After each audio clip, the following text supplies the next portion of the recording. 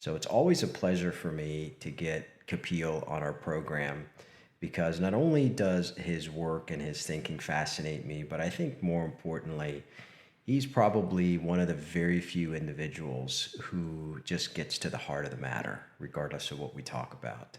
So, Kapil, I know there's a new book out, but more importantly, it's always a pleasure to talk with you about whatever we want to talk about. Thank you, Mo. Likewise. So I kind of shared with you what I would like to do is kind of I've selected 4 or 5 questions that I consistently get from people who I recommend your work to. So I'm going to kind of let that guide our conversation. But before we do that, what fascinates me about you more than anything is about your amazing immersion to continually get better yourself. So tell me something new that you've recently learned that you didn't know before.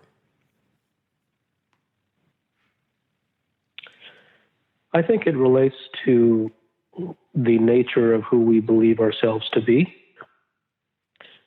beyond simply the idea of disenfranchising the ego, but more fundamentally, the concept of, frankly, the concept of self concept and the concept of self image. It seems to govern our entire lives. And I think that the fundamental realization of who one really is, and more importantly, who one and what one is not, I think is truly at the foundation of living a true life as opposed to struggling through life. So is it any surprise that that's the dialogue that you share in the opening chapter of your new book, which, this question, Kapil, of who am I, kind of seems to govern this whole shift of mindfulness, this whole shift of spiritual thinking.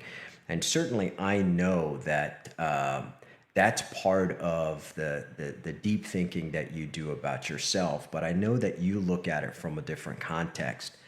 How do we begin to answer that question? It relates to the things that one can no longer accept as all right. There has to be a level of desperation or unbearability, so to speak, with regard to where one is. That really is the only impetus to change direction in whatever facet of life one explores. Once something is no longer okay, then a path away from that is sought. So it really comes down to where someone is with regard to one's level of desperation of no longer wanting to experience the things that he or she experiences, or the opposite, which is no longer being able to be kept from the things that he or she wants to have or attain. So is there really an answer to it? Like in your own journey, have you answered that question for yourself, or is it that constant quest? I don't really believe in constant quests because that very quickly turns into a procrastination. And that's exactly the fundament of human beings, is to procrastinate about everything. And so when someone says that I'm going to be a perpetual student and always continue to learn, and it's a constant quest and it's a journey that has no end, that there is way too much license there to never arrive anywhere, which is precisely what the mind happens to want. Because at the end of the day, a human being is a prisoner to his mind. And the ultimate freedom is freedom from the mind and freedom from the self. So it can't be a constant quest. There has to be an end point. And the end point is the very inspiration, the very motivation that gets one moving in the first place. What's yours? Total freedom. And so from when did you know you got there? Because and it's one I thing. haven't gotten there. I haven't gotten there. Um, this is still a quest, but it by no means is an infinite quest. There very definitely better be an endpoint, because it simply isn't okay with me to live in any imprisoned sort of way to the nuances and behaviors and machinations of the mind. That simply isn't okay. So no, I haven't gotten there. It's something that is at the center of my life. It's my devotion. Well, and I know that one of the approaches for all of us to take is to start subtracting everything that isn't supposed to be there. Um, from your Yes perspective. and no. Yes and no. Um, uh, what you have just said is a true statement. The truth comes about largely through subtraction, not through addition. That is a true statement. However, the stating it in such a way, you spoke it too easily, Mo. You said it too easily, and when you say it too easily, it immediately will be imbibed as a prescription. So then the people will be told to watch your thoughts and keep subtracting and keep saying, I'm not that, and neti, and there the whole gang of gurus and the spiritualists come calling. You can't say it that easily, because you have to be fully cognizant of the fact that the people who are listening to you are not the people themselves, but it is their minds who are listening to you. And when the mind listens to that all you have to do is subtract, keep subtracting, it will then tell its possessor that, or possessee, that, you see, this is what you must do. So go over in the corner and begin to subtract. And that will be its own prison. This is why no one ever gets anywhere. So I understand the spirit of what you said, but there must be extreme care in the way that we speak, because we know that the mind is lurking behind every corner. So I'm going to come back to that in a second, but let me dive into this first question because you brought it up. Almost invariably, when I recommend your work, and when I say your work, your books, your discourses, your podcasts, all the things that really kind of capture some of the essence of your thinking, the first question that I get is, I think I get what he's talking about, but what does he really mean when he talks about no prescriptions? What do you really mean? Okay, that's a good question. First, it has to be recognized that if you follow the idea of no prescriptions and you say to yourself that I cannot follow a prescription, that I can't follow because it's a prescription, that I can't follow because it's a prescription, then that in itself becomes a prescription. So it isn't about adopting the idea of no prescriptions. Then that becomes no better than anything else. It comes down to understanding. So it isn't me on some pulpit and you sitting below me and me teaching and preaching to you. We are sitting on the same side of the desk and we are conversing together. So the reason that prescriptions get people into trouble is because a prescription serves only its own end. Nobody can be prescribed his way to success. Nobody can be prescribed all the way to enlightenment. If they could, once again, please don't believe me, look at the evidence. If one could, then the Buddha's writings have been around for hundreds and hundreds of years. Who has gotten enlightened by reading any of the Four Noble Truths? And there are Zen temples and Buddhist temples all around the world. How many do you see or have heard of getting enlightened by visiting a Zen temple or a Buddhist monastery or sitting and doing meditation for 6 hours a day? So if that were true, then you could very easily be prescribed to enlightenment because the prescriptions all exist in spades. Mm-hmm. Same thing with success. If someone becomes a super successful CEO or investor or an artist or a singer or a professional athlete or whatever, if that could be bottled, then they would just say, well, just do this and do this and do this, and you'll become as great as I am. Well, that's been they tried. to. That's right. It's been tried again and again and again. Well, how many Michael Jordans do you see walking around? How many Tigers do you see walking around? Right? So if that were true, then that would be very easy to replicate. But it isn't true. That's why it isn't there. So we have to look at the evidence. And there's the evidence for the fact that when you are told that this is what you must do, then what will happen is that your mind will focus on the this. Mm-hmm. It will focus upon the position of your left arm and how good your lotus position is, right? And how straight your back is, and how many times you said the mantra, right? And how much incense did you actually burn, and how many hours did you sit for? And that becomes the new goal. The prescription itself replaces the original goal. And now you become subservient to doing the prescription and making that perfect, as opposed to reaching somewhere. So whenever you give someone a how to get there, they will forever get to the how, but they will never get to the there. And our entire society is based upon, this is the 5-step plan. These are the 3 next steps. These are the 10 ways to become happy. All these things, they not only do they not work, they can't work, because no one can be prescribed his way to anything.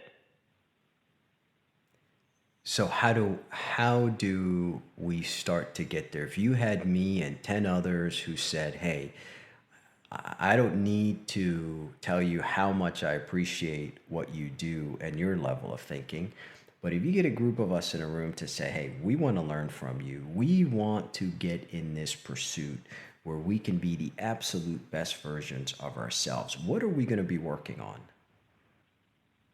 You're not going to work on anything. It first and foremost is this. Take this example. If I drop you into a lake and you can't swim, you are not going to ask me how to flail your arms. Somehow, in some way, until your arms tire out and you don't have a single drop of energy left in your body, you will do anything and everything necessary to get yourself to shore. You're damn right. And the reason that you will is not because you took flailing classes before you went to the lake. The reason that you will is because the key ingredient of the desperation to get to the shore was there. The destination, the desire, the desperation creates the how. It is not the other way around. So if that's the case, I mean, there has to be, I have to believe that the great majority of the world, maybe they're not in that desperation mode. But if I go out and ask 10 very successful people, and however they define success, is this all there is for you? I would bet you that all 10 would say, no, there is a next stage. Is that the desperation that we're looking for, or how do you define that? Everyone is desperate for something. Exactly. But very few people ever reach that level that you're talking about, if any. I think the ones who are sufficiently desperate always reach, either by a serendipitous encounter with someone, either by happening to be in the right place at the right time, either by some idea that comes into them from a place unknown. Whenever someone has the sufficient level of desire or desperation, they don't not reach it. You see, I don't believe in failure. I fully expect people to fall along the way because everything is experimentation until you succeed. But ultimate failure is only for those who are not desperate enough. I just don't buy the idea that a given individual was desperate enough and didn't get there. I think that the universe is created in such a way that when there is a requisite level of desperation, that things begin to happen that cannot be explained, that aid him in that process. So I want you to give our listeners, and I'm assuming here the people who are listening to this know about what we do and certainly know about your work because, strategically, the message that you've been sharing with people is something that I've been promoting since we met 2 years ago. Give me an example of a before and after of somebody that you worked with who started to get a glimpse of that. I don't know where that really goes, Mo. I mean, I just want people to get a sense. I could give you several examples, but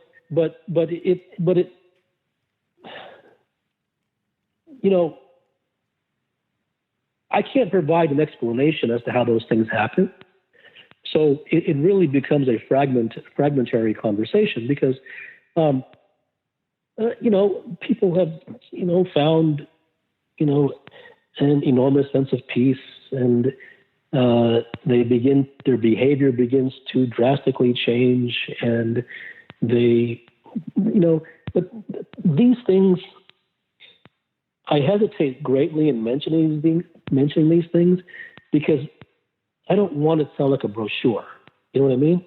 Because I never tell anybody when I begin working with them, this is what's going to happen. This is what I'm going to promise you. I'm just as surprised as anybody else how these things happen, that they happen at all. All I know for one thing, which is the absolute fact, is that when there is an uncompromising pursuit and exploration of the truth about a given issue in a given person's life,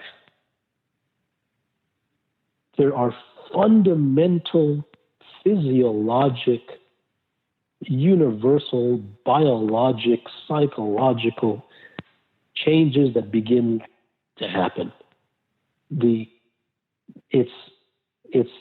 It's mystical almost. I have no idea how it happens. But something within the human organism responds to uncompromising and direct truth. So perhaps because it is so foreign in our world to talk about anything that is direct truth. Everything is superficial and cosmetic and prescriptive, that it is so foreign to delve into that sort of rarefied arena, that maybe that's why things begin to happen. But they just do. And I can't predict what's going to happen, but that's what I've seen time and time again. So do you find that there's something missing in that quest? Because the next big question I get is, what exactly is this truth that he's talking about? So it's crucial to begin with those things that are most acute in someone's life. So wherever one wants to go, he or she can only go there from where they currently are. So the most practical things that are happening in one's life, be it conflict with others, or be it anxiety or depression or whatever it is, that's where we must begin. And so the exploration is not about how do we lessen your anxiety. The exploration is not about these are the things that you can do to make yourself feel better. I have no interest in making anybody feel better. I couldn't care less if you felt better. That is not what I'm here to do. Because I know for a fact that whenever you feel better, sooner or later you're going to feel worse again. That's all part of the same game. That isn't a game I'm interested in playing. So the exploration of the truth comes in when you begin to dive deep into the very source and the very root, the unimaginable root of where those anxieties really come from, without any expressed intent of trying to lessen their anxiety. And that is fundamentally, wildly different from what anyone is used to. That isn't the world that we live in. Can you give me an example of somebody's truth that you worked with?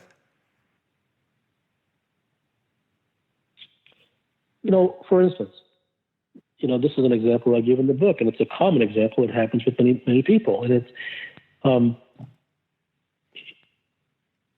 if someone is angry at you and they slander you, the natural human reaction is to get upset. And the natural prescription is don't get upset. It's not what they say, it's how you react. It's not personal. It's not about you. That's right. Take 5 deep breaths and take, this just dribble. I mean, it's almost shameful that people would, say these things. Okay. It really is, the question isn't, well, how do I not get upset? That isn't the question. The question is, why did the upsetness happen? Why? From where did it arise? And where that arises from is that when someone is slandered, a part of them begins to entertain the fact that they are, in fact, what the other person called them. So someone calls someone an idiot. Something inside the person begins to entertain the fact seriously that maybe you are an idiot.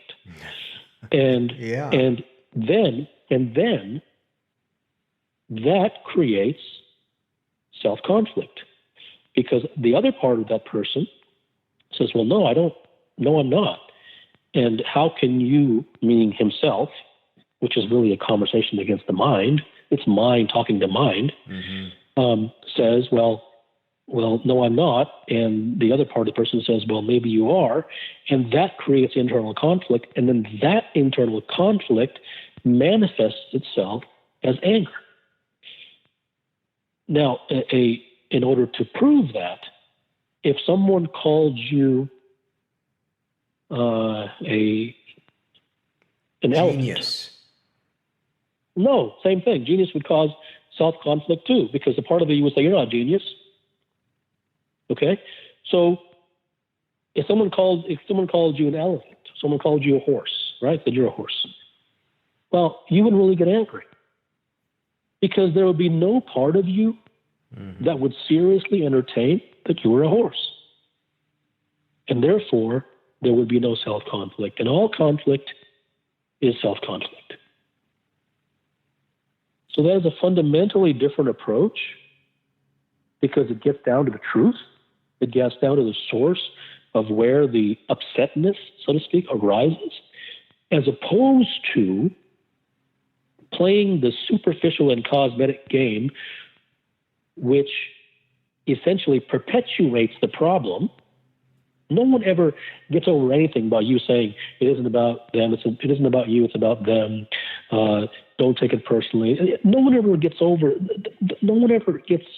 That doesn't cure anybody. Okay, so this does. Okay, a constant revisiting of the source of one's problems eventually begins to create an understanding within a person, which begins to free him from the problems he's imprisoned to. Well, if there's something that I have imprinted in my head from just all of the conversations we had is something that you said there, is that all conflict is self-conflict. And I want to get to that in a minute, but something was triggered in my mind. How come most of us need the approval of other people? Because we are not whole. And therefore, we look to any and all arenas in order to fill the holes within ourselves. Professional athletes face this all the time. They need to win. Winning just to win is one thing, but no professional athlete wins just to win. Everyone looks to the game, looks to the field, looks to the court in order to fill a hole within themselves. And that is why the only one who can really play and the only one who can really live is the one who arrives whole. When there is no need, there's freedom. Is that part so the of game? So the game doesn't become how do I garner and accumulate enough validation in order to patch up these holes. The real pursuit becomes how do I become whole so that I no longer need to fill up any holes. And where do I start with that? Because one of the things, obviously, the great majority of your work starts and ends with the mind, right? Assuming that this audience understands that each of us at some point or another, maybe not all the time, but at some point or another, get in our own way of our own progress. Why do we get stuck there? Why do we get stuck with our minds? Because we believe the mind to be ourselves. That sounds so damn easy.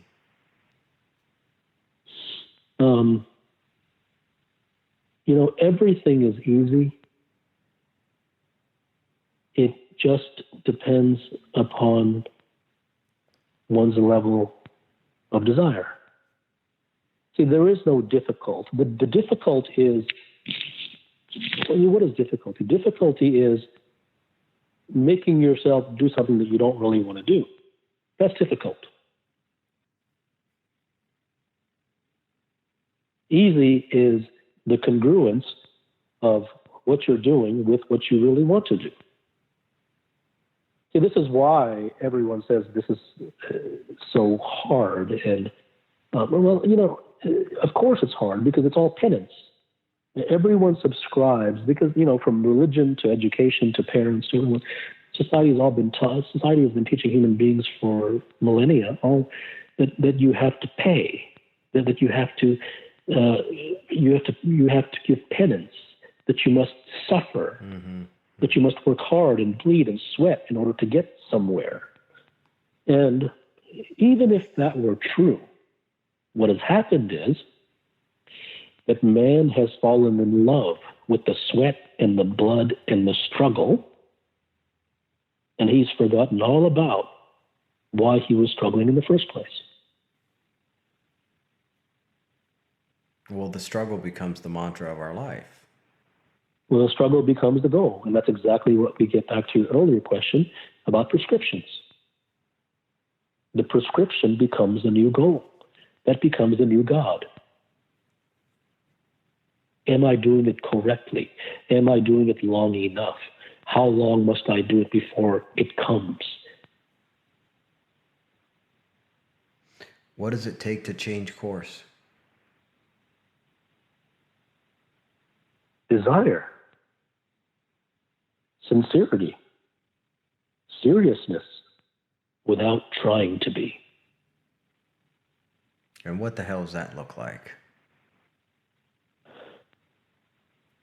It looks like the things that you've already attained in your life.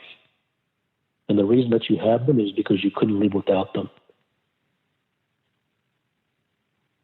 And the reason that you couldn't live without them is because you have them.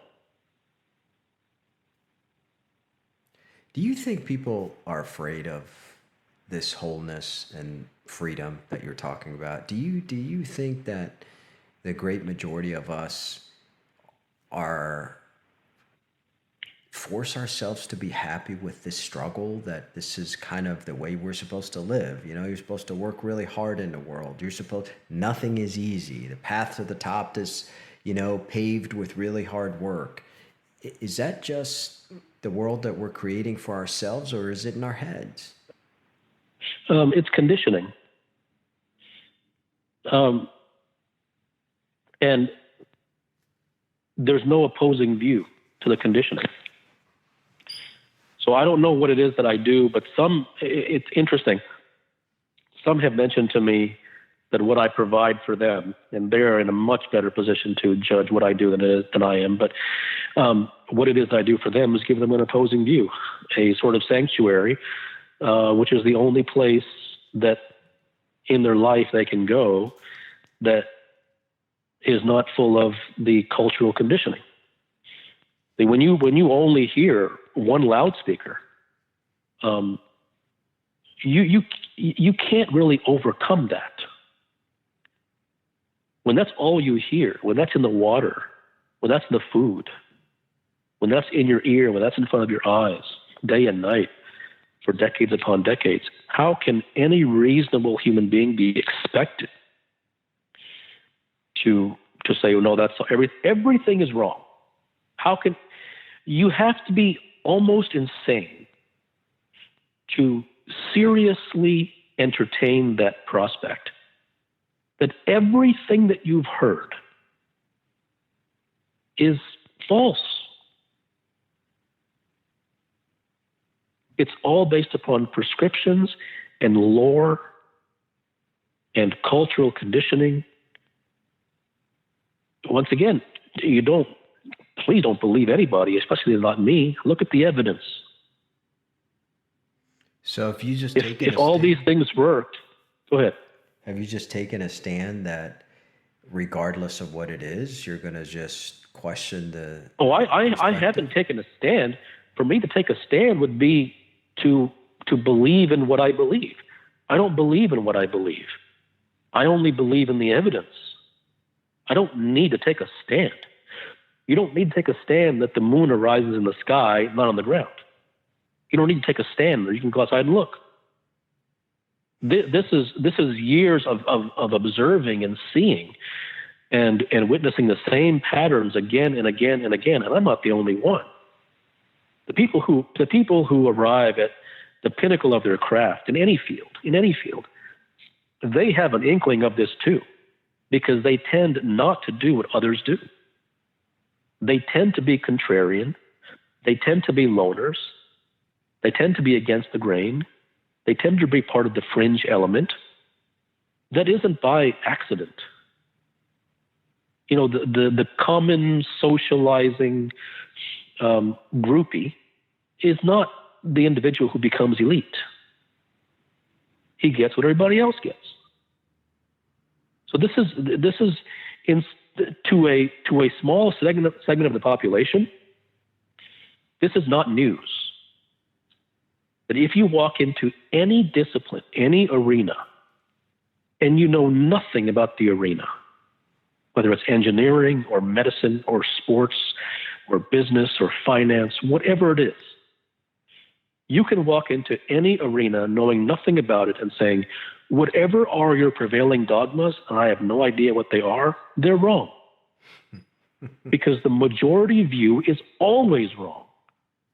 The majority opinion is always wrong.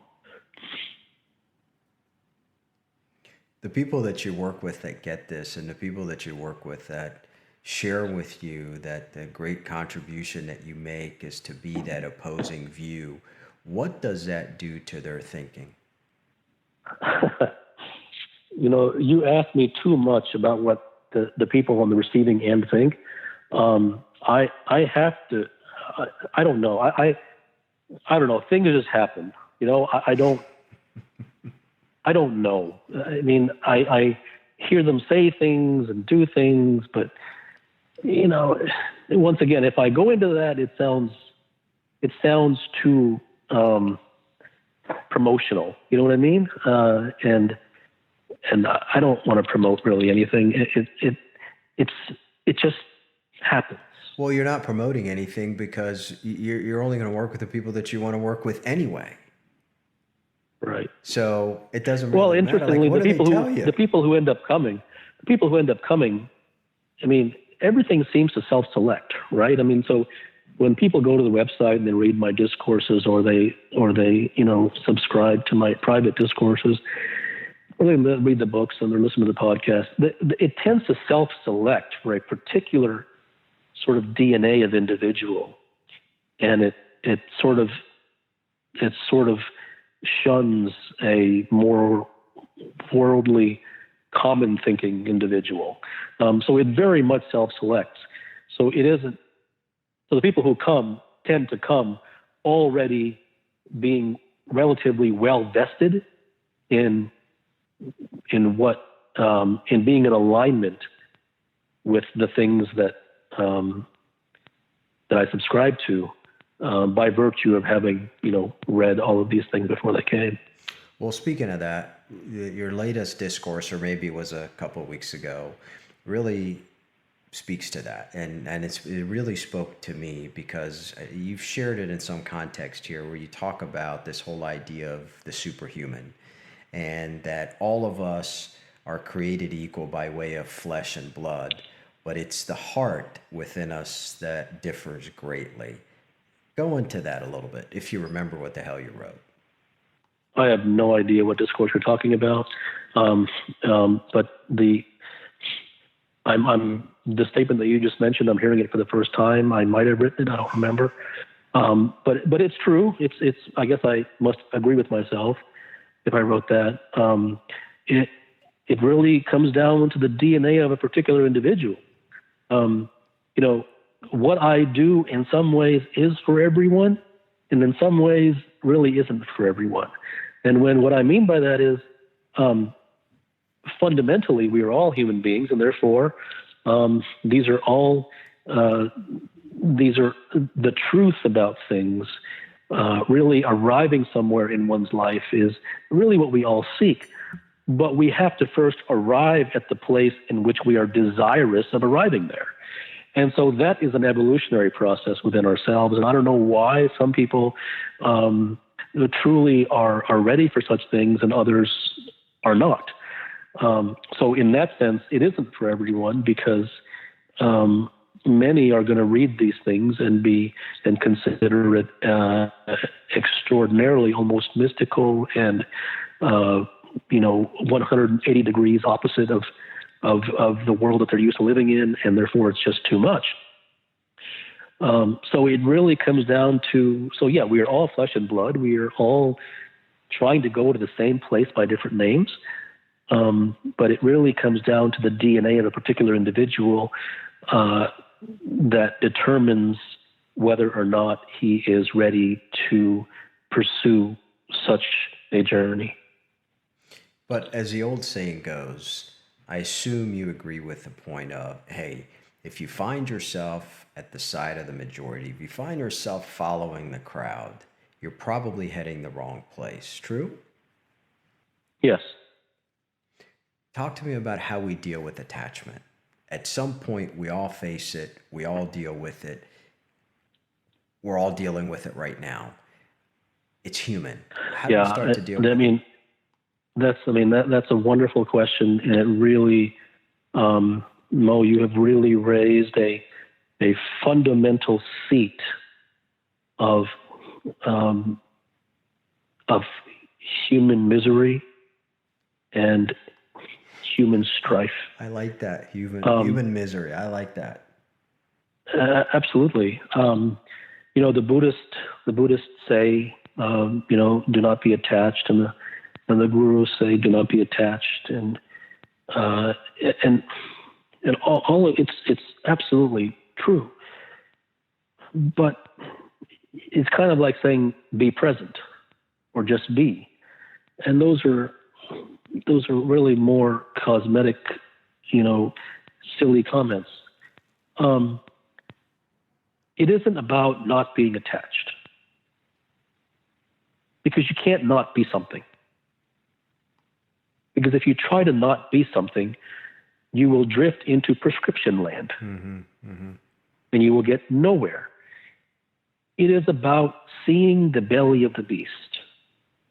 It is about seeing the eyes and the teeth in the glare. You do not need to fix anything. You need to see everything. So when one truly sees, only then does a journey towards non-attachment even become possible.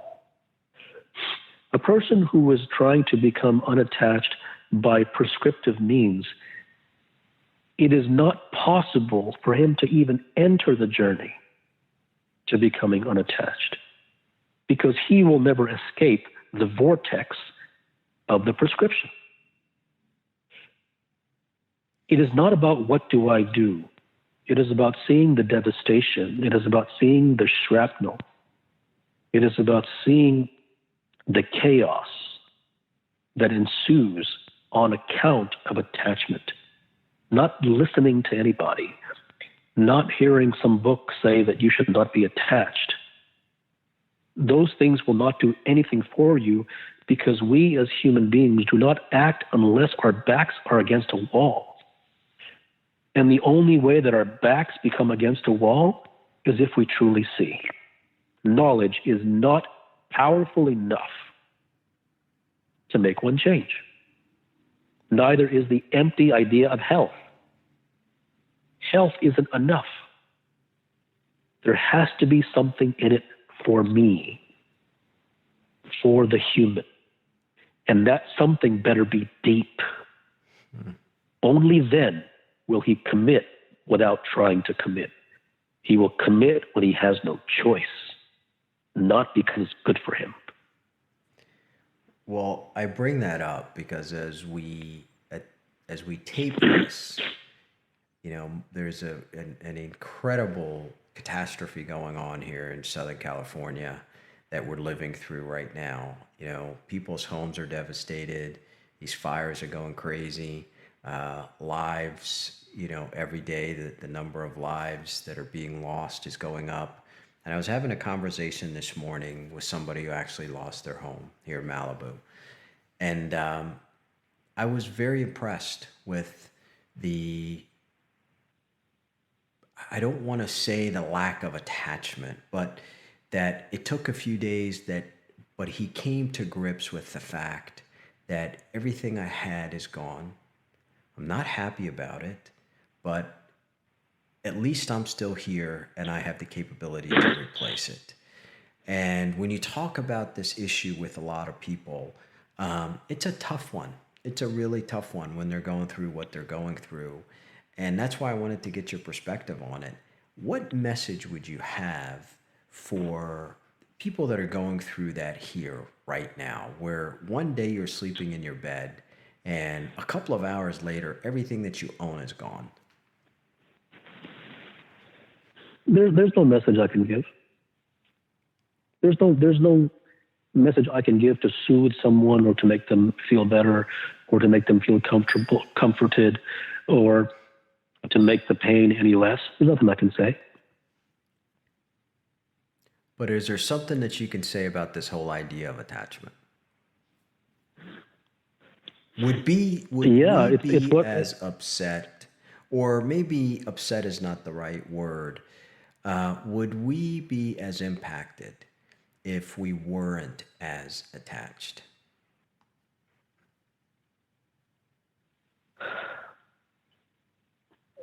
Well, no, but the only reason that you're asking that question is because a person's house burned down, right? Exactly. See, what I want to hear you ask is, okay, let's say no one's house burned down. You wouldn't be asking me that question. Because it's easier to talk about it at that point, because it's just it's a concept. Because I would argue that it's no small thing for someone's house to burn down and lose everything. Of course, that's devastating. It's no small thing. It shouldn't be taken lightly. I'm all with that. But I will argue this. It is far more devastating to live every day of one's life under the weight of attachment without even knowing it. And I would say most of us are living like that. Absolutely. So the question arises there. You don't need to wait for someone's house to burn down. The house has already burned down 1,000 times over. It is the recognition of what attachment has done to us as human beings on a fundamental day-to-day level that is the real catastrophe. What do we start? Not according to a particular event, no matter how devastating it is, which it is, but it is far more devastating to live 70 years under the weight of attachment. No doubt. It ruins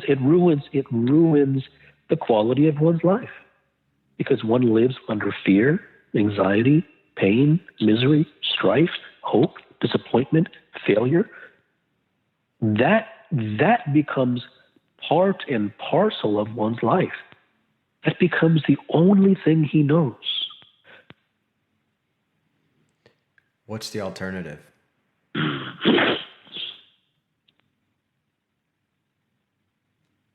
The alternative is freedom. Freedom from the mind. Freedom from attachment. Freedom from seeking. Freedom from hope. Freedom from wishing that tomorrow will be better than today, and therefore never really arriving at tomorrow. Well, we've definitely experienced that here for some people, for a lot of people. Who hasn't? Everyone experiences that. Everyone lives there. The real tragedy isn't death. The real tragedy is life. What are some things that we can do to start to live a life of freedom? I'm not going to say get there because I don't think we're there yet, but what are some steps that we can start to take so we can start to lose that? Well, I don't think that there's a we anything. There's no we. There might be three people. There might be three people who are listening to this podcast who might become ready at some point in their life. Okay? So there's no we anything. It really comes down to not doing anything at all. It is understanding that your problems will never go away.